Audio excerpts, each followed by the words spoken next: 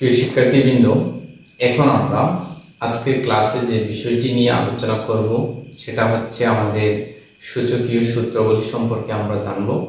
কারণ হচ্ছে সূচকের ক্ষেত্রে তেমন সূত্র নেই, কয়েকটি সূত্র আছে, আমরা একটু দেখে নেই। প্রিয় শিক্ষার্থীবৃন্দ, আমাদের গুণের ক্ষেত্রে এই জায়গাতে 1 নম্বর সূত্র হচ্ছে a power n into a power n equal, অর্থাৎ আমাদেরকে এই জায়গা থেকে আমাদের যে বিষয়টি মনে রাখতে হবে, সূচকের ক্ষেত্রে যখনই গুণ থাকবে তখন সেটা কি হয়ে যাবে, যোগে রূপান্তর হবে।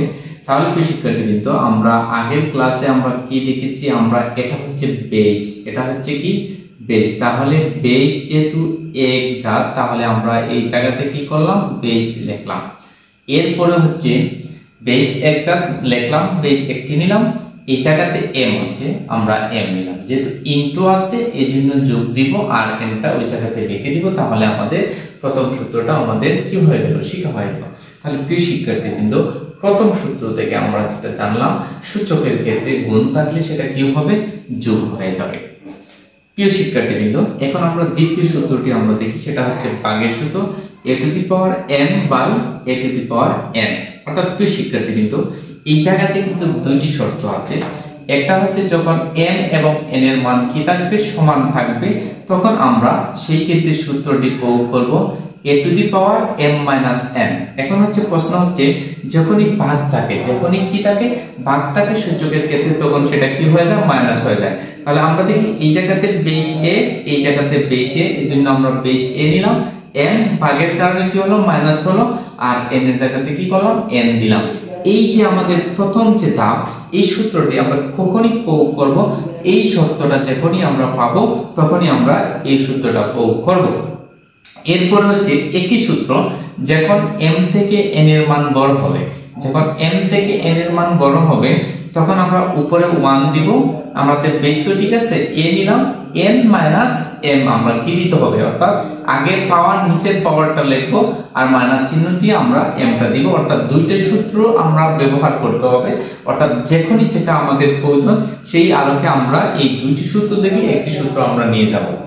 এরপরে হচ্ছে 3 নম্বর সূত্র, ab পাওয়ার কি আছে আমাদের n, অর্থাৎ এই n যে আছে এটা এর উপরেও আছে, b এর উপরে আছে, এটা কোন অবস্থায় আছে, ইনটু অবস্থায় আছে। তাহলে a to the power n into এরপরে কি আছে আমাদের b two the power n।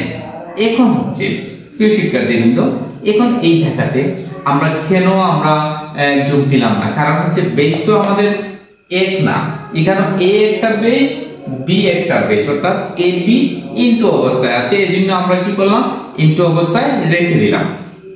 এরপর হচ্ছে a বাই b পাওয়ার হচ্ছে আমাদের n, অর্থাৎ এই n টা পাওয়ার হিসাবে এর উপরেও থাকবে, n টা কি থাকবে, b এর উপরে থাকবে। তাহলে a power n by b power n, এটা আমাদের একটা সূত্র।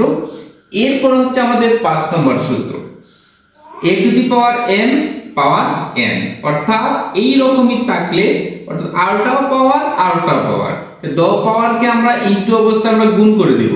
তাহলে a হচ্ছে বেস, m ও পাওয়ার, n ও পাওয়ার, অর্থাৎ সূচক বা আমরা ঘাতক যেটাই বলি না কেন আমরা বলতে পারবো। প্রিয় শিক্ষার্থীবৃন্দ, আমরা এইভাবে আগে যে কোনো অধ্যায়ের সূত্রগুলো বুঝে নিতে হবে, অর্থাৎ অঙ্ক করতে গেলেই আমাদের কি লাগবে, সূত্র লাগবে, এবং সেই সূত্রগুলো আমরা কিভাবে প্রয়োগ করব, প্রতিটা সূত্র প্রয়োগ নির্ভর করে প্রতিটা অঙ্কের ডাকের উপরে, অর্থাৎ কখন কোন সূত্রটি চলে আসবে সেটা অঙ্কেই বলে দিবে। অর্থাৎ যত বেশি তুমি অঙ্ক নিয়ে চিন্তা করবা, যত বেশি তুমি চর্চা করবা, যত বেশি গণিতের মধ্যে সময় দিবা, তত বেশি তুমি গণিতকে কি করে নিতে পারো, জয় করে নিতে পারো। প্রিয় শিক্ষার্থীবৃন্দ, প্রত্যেকেই আমরা গণিতকে ভয় পাবো না, আমরা চেষ্টা করি, তাহলে সবাই গণিতে সফলতা অর্জন করতে পারবো।